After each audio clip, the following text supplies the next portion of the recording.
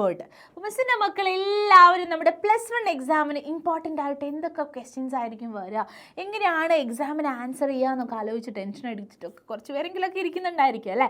അപ്പോൾ ആരും തന്നെ ഇനി ടെൻഷൻ അടിക്കേണ്ട, പേടിക്കേണ്ട. അതാ ഹരിത മിസ് ഉണ്ട്. നമുക്ക് നല്ല അടിപൊളിയായിട്ട് ഹിന്ദിയിൽ ഇമ്പോർട്ടൻ്റ് ആയിട്ട് ചോദിക്കാൻ സാധ്യതയുള്ള ക്വസ്റ്റ്യൻസിലേക്ക് പോവാം. ഓക്കെ, അപ്പം നമുക്ക് നമ്മുടെ ചാപ്റ്റേഴ്സിൽ പഠിക്കാനുള്ളത് അനുതാപ് എന്ന് പറയുന്ന ഫസ്റ്റ് ചാപ്റ്റർ പഠിക്കാനുണ്ട് അല്ലേ.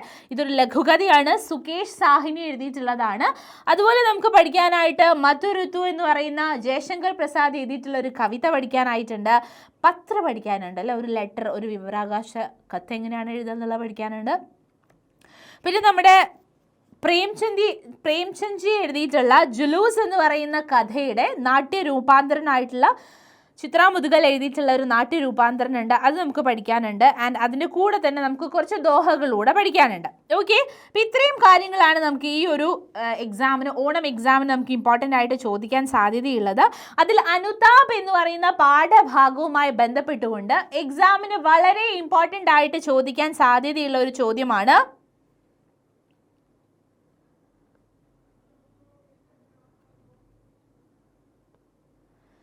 നോക്കിക്കോളൂ.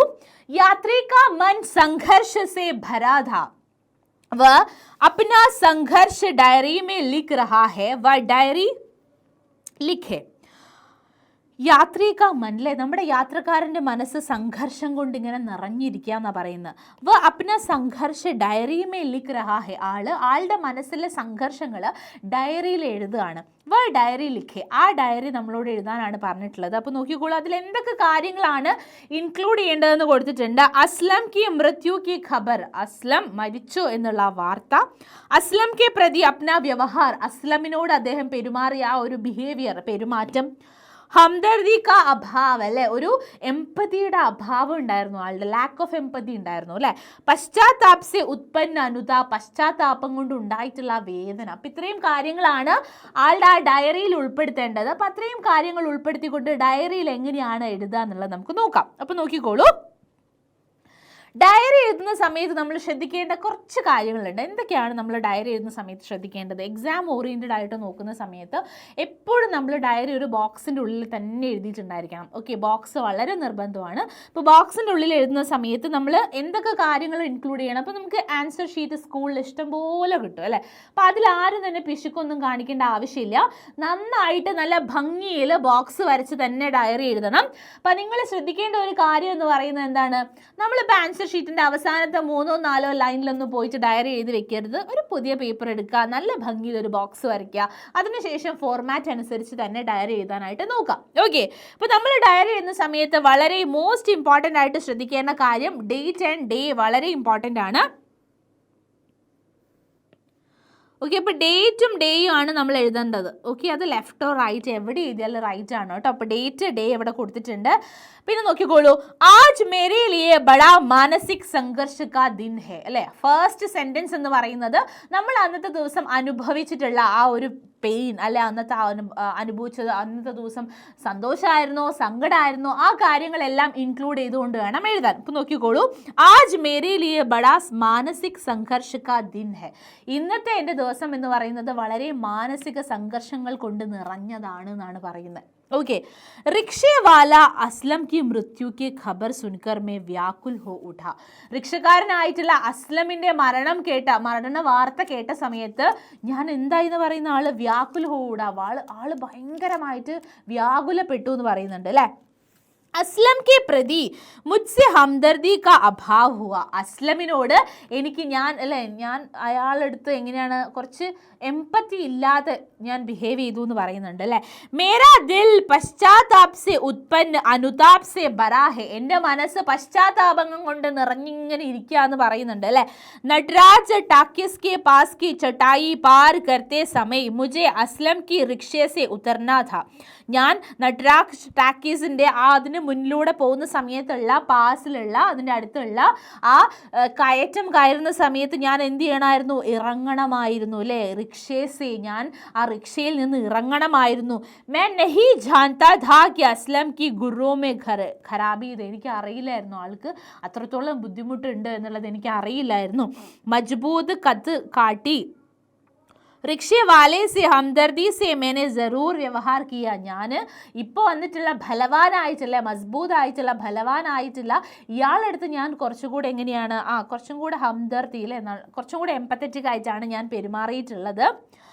ഫിർ ഭി മേര ആത്മസംഘർഷ് മേ കേസെ നിക്കാലും. എന്നാലും ഞാൻ എൻ്റെ ആത്മസംഘർഷം ഞാൻ എങ്ങനെയാണ് ഇല്ലാതെ ചെയ്യുക.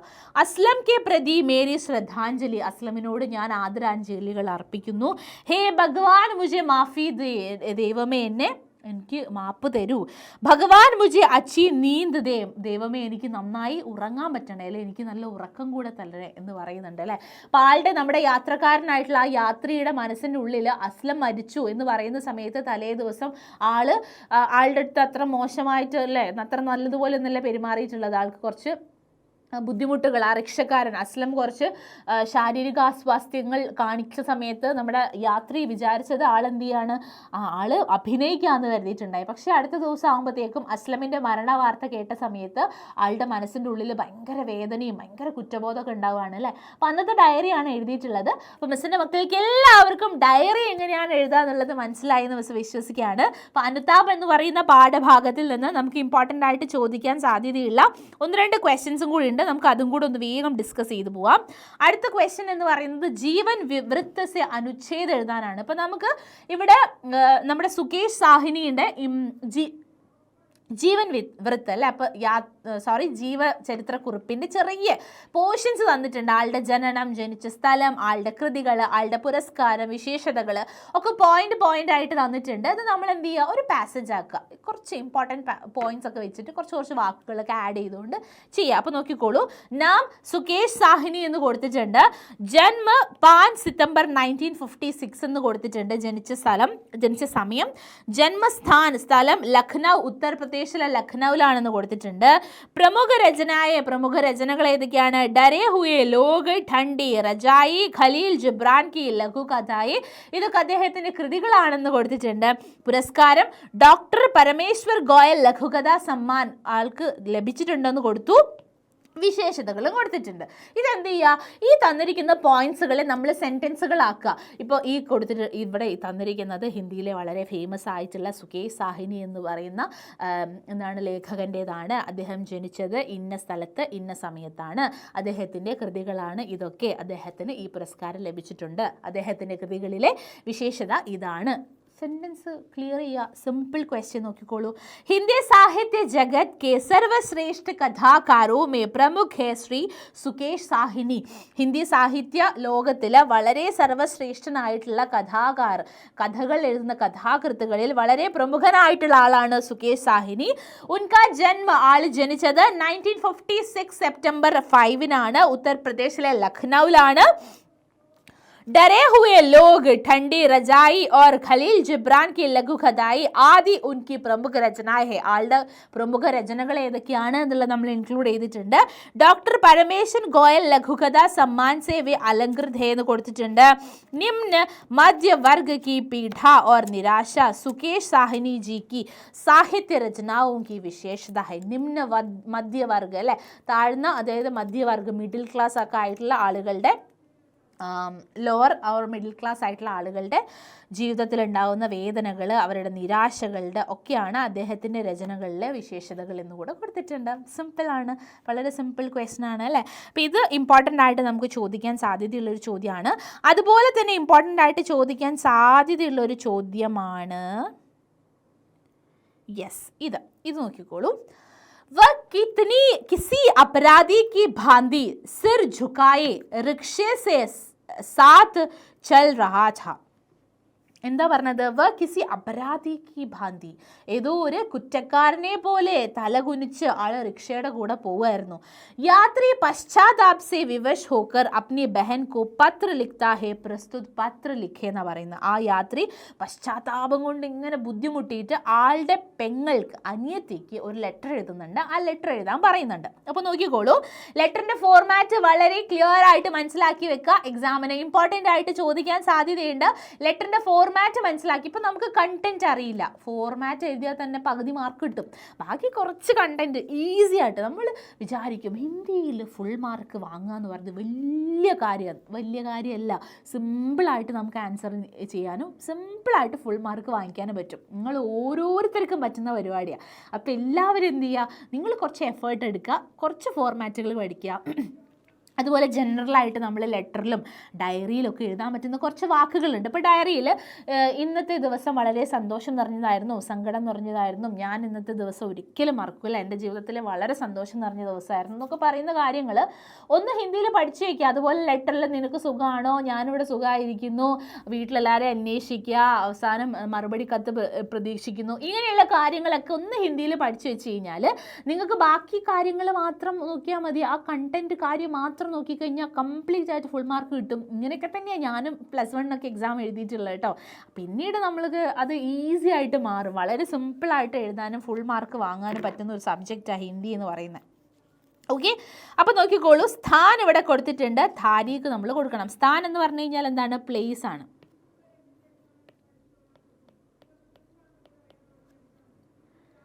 താരീഖ് എന്ന് പറഞ്ഞു കഴിഞ്ഞാൽ എന്താണ്, ഡേറ്റ് ആണ്. ഓക്കെ, അപ്പോൾ പ്ലേസ് ആൻഡ് ഡേറ്റ് നമ്മൾ കൊടുത്തിട്ടുണ്ടായിരിക്കണം. അതിനുശേഷം പ്രിയ ബഹൻ രമ എന്ന് പറയുന്നുണ്ട് അല്ലേ, പ്രിയ അനിയത്തിനെ വിളിക്കുന്നുണ്ട്.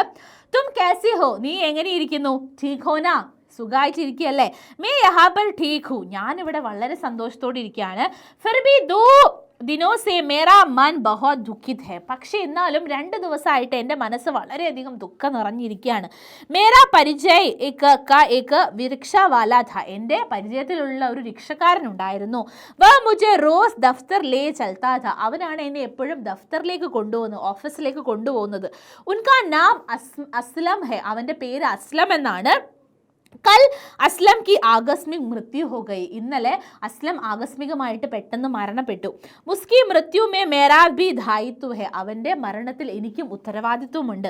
ഉസ്കെ ദോനോ ഗുർനെ മേ ഖരാബി ഥി, അവന് ഭയങ്കരമായിട്ടുള്ള ബുദ്ധിമുട്ടുണ്ടായിരുന്നു അല്ലേ. ലേക്കിൻ ഉസ്കെ പ്രതി മേരി ഓർ സേ ബഡി ഉപേക്ഷ ഹോ ഗയി, പക്ഷെ അവനോട് ഞാൻ ഭയങ്കരമായിട്ടുള്ള ഒരു നിരാദരവ് കാണിച്ചു അല്ലേ, അവനെ ഞാൻ മാറ്റി നിർത്തി എന്ന് പറയുന്നുണ്ട്. ഉസ്കെ മൃത്യു കെ ലിയെ യഹ് ഭി ഏക് കാരൺ ബന, അതും അവൻ്റെ മൃത്യുവിനൊരു കാരണമായി. उसके प्रति मुझसे दिखाई गई उपेक्षा से उत्पन्न पश्चाताप और अनुताप से मेरा मन विवश हो रहा है. അസ്ലം കെ പ്രതി മേരി ശ്രദ്ധാഞ്ജലി ജറൂർ ഹെ, ഫിർ ബി രമ മേ വിവശ് ഹും. അപ്പോൾ രമേനോട് നമ്മുടെ യാത്രി ലെറ്റർ എഴുതാണ് അല്ലേ, അവന് ആ ഒരു മരണത്തിൽ അത്രയും സങ്കടമുണ്ട് എന്നുള്ള കാര്യം ഇങ്ങനെ പറഞ്ഞുകൊണ്ടിരിക്കുകയാണ്. മുझे ജവാബ് ദേക്ക് സാന്ത്വന ദേന, എനിക്ക് മറുപടി കത്ത് പറയണം എന്ന് പറയുന്നുണ്ട്. ഹസ്താക്ഷർ എന്ന് പറഞ്ഞു കഴിഞ്ഞാൽ എന്താണ്, ഹസ്താക്ഷർ എന്ന് പറഞ്ഞു കഴിഞ്ഞാൽ സിഗ്നേച്ചർ, പേരും കൊടുക്കണം. ഓക്കെ, ഇനി ഇവിടെ സേവാമേ എന്ന് പറഞ്ഞുകൊണ്ട് നമ്മൾ ടു അഡ്രസ്സ് കൂടെ കൊടുക്കണം. ഓക്കെ ആണല്ലോ. അപ്പോൾ പ്ലേസ് ആൻഡ് ഡേറ്റ് നിർബന്ധമായിട്ട് കൊടുത്തിട്ടുണ്ടായിരിക്കണം. അതിനുശേഷം അഭിസംബോധന വേണം അല്ലേ, പ്രിയ സുഹൃത്തെ, പ്രിയപ്പെട്ട രമ എന്നൊക്കെ പറഞ്ഞുകൊണ്ട് അഭിസംബോധന കൊടുക്കണം. അതിനുശേഷം നമ്മൾ കണ്ടന്റ് എന്തൊക്കെയാണ് നമുക്ക് പറയാം, സുഖവിവരങ്ങളൊക്കെ അന്വേഷിക്കുക. അതിനുശേഷം എന്തിനാണ് ലെറ്റർ എഴുതുന്നത് എന്നുള്ള കാര്യത്തിലേക്ക് വരാം. അതിനുശേഷം നമുക്ക് ലാസ്റ്റ് നമ്മൾ സിഗ്നേച്ചർ, ആരാണോ ലെറ്റർ എഴുതുന്നത് ആൾ സൈൻ ചെയ്ത ആളുടെ പേര് എഴുതാം. ലാസ്റ്റ് ഒരു ബോക്സിലായിട്ട് ടു അഡ്രസ്സ് കൂടെ കൊടുത്തു കഴിഞ്ഞാൽ നമ്മുടെ എക്സാമിന് നമുക്ക് ലെറ്റർ എന്ന് പറയുന്ന ക്വസ്റ്റ്യൻ വന്നു കഴിഞ്ഞാൽ ഫുൾ മാർക്ക് ഉറപ്പാണ്. ഓക്കെ, ഇനി നമുക്ക് എക്സാമിന് ഇമ്പോർട്ടൻ്റ് ആയിട്ട് ഈ ഒരു പാഠഭാഗത്ത് നിന്ന് ചോദിക്കാൻ സാധ്യതയുള്ള ചോദ്യമാണ് വാർത്താലാപ്. ഓക്കെ, അപ്പോൾ നോക്കിക്കോളൂ. അസ്ലം की मृत्यु के बाद एक नया रिक्शा वाला यात्री को दफ्तर ले जाने के लिए घर पहुंचता है. അസ്ലമിൻ്റെ മരണത്തിന് ശേഷം ഒരു പുതിയ റിക്ഷക്കാരൻ നമ്മുടെ യാത്രക്കാരനെ ഓഫീസിലേക്ക് കൊണ്ടുപോകാനായിട്ട് വീട്ടിലേക്ക് വരികയാണ്. നയ റിക്ഷ വാലോ കോ ദേഖ്കർ യാത്രി ചക്കിത് രഹ് ജാതാ ഹെ, പുതിയ റിക്ഷക്കാരനെ കണ്ടിട്ട് നമ്മുടെ യാത്രികൻ എന്ത് ചെയ്യാണ്, ഒരു അമ്പരപ്പോട് കൂടി നിൽക്കുകയാണ്. തബ് ദോനോ കെ ബീച്ച് കാ വാർത്താലാപ് തയ്യാർ കീജിയെ, ആ സമയത്തുള്ള രണ്ടുപേരും തമ്മിലുള്ള യാത്രക്കാരനും പുതിയ റിക്ഷക്കാരനും തമ്മിലുള്ള കോൺവെർസേഷൻ എഴുതാനാണ് പറഞ്ഞിട്ടുള്ളത്. അപ്പോൾ നോക്കിക്കോളൂ, റിക്ഷേവാല ബാബുജി, ഓ ബാബുജി, അപ്പോൾ നമ്മളിവിടെ ചേട്ടാ എന്നൊക്കെ വിളിക്കില്ല, അതുപോലെ ബാബുജി ചേട്ടാ ചേട്ടാന്ന് വിളിക്കുകയാണ് യാത്രി.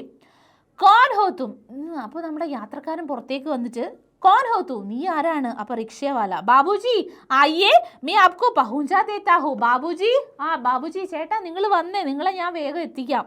യാത്രി मेरे लिए अस्लम आएगा, എനിക്ക് വേണ്ടി അസ്ലമ വരാറുള്ളത്, അസ്ലം ആയേഗ. അപ്പോൾ റിക്ഷേവാല, ബാബുജി അസ്ലം നഹി ആയേഗ, ബാബുജി അസ്ലം വരില്ല, ഇന്ന് ഇനി അസ്ലം വരില്ല. അപ്പോൾ യാത്രി, തുമാരെ കഹനേക്കാ മത്ലബ്, നീ പറഞ്ഞതിൻ്റെ അർത്ഥം എന്താണ്, നീ പറഞ്ഞതിൻ്റെ അർത്ഥം എന്താണെന്ന് ചോദിക്കുക. അപ്പോൾ റിക്ഷേവാല, കൽ രാത് ഉസ്കി മൃത്യു ഹുയി, ഇന്നലെ രാത്രി അവൻ മരണപ്പെട്ടു. യാത്രി, ബാപ് രേ കൽ തോ ബലാ ചങ്കാ ഥാ. റിക്ഷേവാല, ഇന്നലെ അവൻ ഭയങ്കര നല്ല എനർജി, നല്ല സുഖത്തിൽ നല്ലപോലെ ആയിരുന്നല്ലോ എന്ന് പറഞ്ഞു. അപ്പോൾ റിക്ഷവാല അപ്പോൾ എന്താ പറഞ്ഞത്, ഉസ്കെ ദോനോ ഗുർദോമേ ഖരാബി ഥി, അല്ലേ, ആളുടെ 2 കിഡ്നിയും തകരാറിലാണ് ഉണ്ടായിട്ടുണ്ടായിരുന്നത്, അല്ലേ. യാത്രി, കൽ അസ്ലം റിക്ഷ ചലാത്തെ സമയ एक हाथ से पेड़ पकड़कर धीरे धीरे कराह रहा था. ഇന്നലെ അസ്ലം റിക്ഷ ഓടിക്കുന്ന, അതായത് റിക്ഷ നടക്കുന്ന സമയത്ത് കൈ വയറിൽ വെച്ചിട്ട് എന്ത് ചെയ്യുന്നുണ്ടായിരുന്നു, കൈ വയറിങ്ങനെ പിടിച്ചിട്ട് ആളിങ്ങനെ കുറച്ചിങ്ങനെ മുരളാന്നൊക്കെ പറയുന്നുണ്ടായിരുന്നു, അല്ലേ, കുറച്ച് വേദന കൊണ്ട് അങ്ങനെ ചെയ്യുന്നുണ്ടായിരുന്നു. റിക്ഷാവാല, ഡോക്ടറിനെ ഉസേ റിക്ഷ ചലാനെ മേ മനാ കർ രഖാ ഥാ, ഡോക്ടർ അവനടുത്ത് റിക്ഷ ഓടിക്കാൻ പാടില്ല എന്ന് നിർബന്ധമായിട്ട് സ്റ്റോപ്പ് ചെയ്യണമെന്ന് പറഞ്ഞിട്ടുണ്ടായിരുന്നു. യാത്രി, ബേച്ചാര മേ സോച്ചാ വ ഉസ്കാ നാടക് ഹെ, ബേച്ചാര പാവം, ഞാൻ വിചാരിച്ചു അവൻ അഭിനയിക്കുകയാണെന്ന്. മുझे പത്താ ഹോത്താ തോ മേ ഉത്തർക്കർ ചൽത്താ, എനിക്ക് അറിയുമായിരുന്നെങ്കിൽ ഞാൻ എന്ത് ചെയ്യായിരുന്നു, ഇറങ്ങി നടക്കുമായിരുന്നു. അപ്പം റിക്ഷേവാല, कल आपको दफ्तर पहुंचाकर लौटा तो पेशाब बंद हो गया था, अस्पताल ले जाते समय रास्ते में ही मर गया था. कल आपको, ഇന്നലെ നിങ്ങളെ ദഫ്തർ പഹുഞ്ചാക്കർ, നിങ്ങൾ ഓഫീസിൽ എത്തിയിട്ട് ലോട്ട തിരിച്ചു വരുന്ന സമയത്ത് പേശാബ് ബന്ദ് ഹോ ഗയാ ഥ, ആളുടെ യൂറിനൊക്കെ സ്റ്റോപ്പ് ആയിട്ടുണ്ടല്ലോ, യൂറിൻ വരാത്തൊരവസ്ഥ ഉണ്ടായിട്ടുണ്ടായിരുന്നു. ഹോസ്പിറ്റലിലേക്ക് കൊണ്ടുപോകുന്ന സമയത്ത് തന്നെ ആൾ മരണപ്പെടുകയും ചെയ്തു. യാത്രി, ലേക്കിൻ മേ കൽ ഉസ്കെ ഉൻസെ അംദർദി ബിനാ വ്യവഹാർ കിയാ ഹേ ഭഗവാൻ മുझे മാഫ് കീജിയെ. അപ്പോൾ നമ്മുടെ യാത്രി പറയാണ്, ദൈവമേ, ഞാൻ ആളെടുത്ത് ഇന്നലെ വളരെ എമ്പത്തി ഇല്ലാത്ത രീതിയിൽ ഞാൻ പെരുമാറി, ദൈവമേ എന്നോട് മാപ്പ്, അല്ലെ എന്നോട് ക്ഷമിക്കണേ, മാഫ് കീജിയെ, എന്നോട് ക്ഷമിക്കണേ എന്ന് പറയുന്നുണ്ട്. ഓക്കെ, അപ്പോൾ ഇവിടെ റിക്ഷാവാലയും യാത്രയും തമ്മിലുള്ള കോൺവെർസേഷൻ ആണ്. ഇത് എക്സാമിന് ചിലപ്പോൾ ചോദിക്കാൻ സാധ്യതയുള്ള ചോദ്യമാണ് കേട്ടോ. ഈ ഒരു അനുതാപ് എന്ന് പറയുന്ന പാഠഭാഗത്ത് നിന്ന് നമ്മുടെ യാത്രയുടെ ഡയറി, അതുപോലെ യാത്രയുടെ ഒരു ലെറ്റർ എക്സ്പെക്ട് ചെയ്യാം. അതുപോലെ തന്നെ ഈ പറയുന്ന റിക്ഷാവാലയും യാത്രയും തമ്മിലുള്ള ഒരു കോൺവെർസേഷനും ചോദിച്ച് കണ്ടിട്ടുണ്ട്. അപ്പോൾ ഇത്രയും ക്വസ്റ്റ്യൻസ് ആണ് അനുതാപ് എന്ന് പറയുന്ന പാഠഭാഗവുമായി ബന്ധപ്പെട്ടുകൊണ്ട് എക്സാമിന് ചോദിക്കാൻ സാധ്യതയുള്ളത്. അപ്പോൾ മിസ്സിൻ്റെ മക്കൾക്ക് എല്ലാവർക്കും നമ്മുടെ +1 അനുതാപ് എന്ന് പറയുന്ന ആദ്യത്തെ പാഠത്തിൽ നിന്നും ചോദിക്കാൻ സാധ്യതയുള്ള ചോദ്യങ്ങളൊക്കെ മനസ്സിലായി എന്ന് വിശ്വസിക്കുകയാണ്. അപ്പോൾ ഇതുപോലെ നിങ്ങൾക്ക് യൂസ്ഫുൾ ആയിട്ടുള്ള വീഡിയോസൊക്കെ ആയിട്ട് നമുക്ക് വീണ്ടും കാണാം. എക്സാം നല്ല അടിപൊളിയായിട്ട് എല്ലാവരും എഴുതാം. അപ്പോൾ എല്ലാവർക്കും thank you so much. By.